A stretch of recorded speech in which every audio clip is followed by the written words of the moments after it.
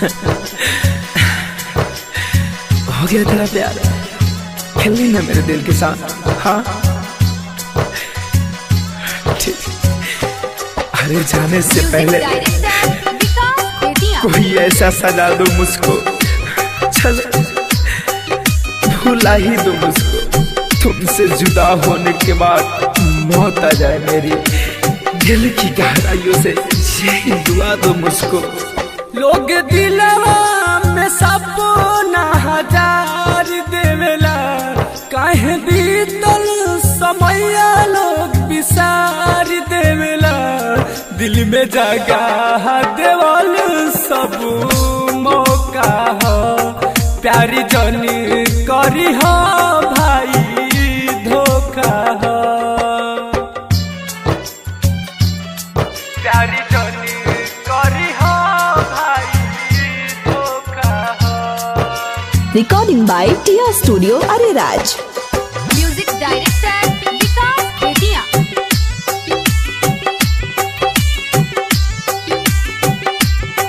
प्यारी जनी करी हो भाई धोखा हो।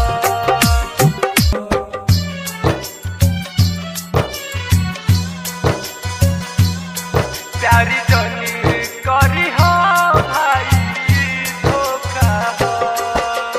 Music director Vikas Bettiah.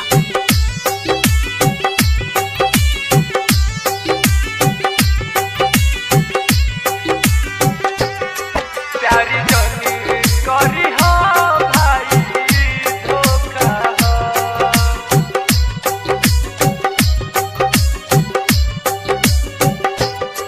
प्यार के मतलब समझल बाबर का शोक हो, ये धरती के बीमारी के बाबर का रोग हो। प्यारी जनी करी हो भाई धोखा हो।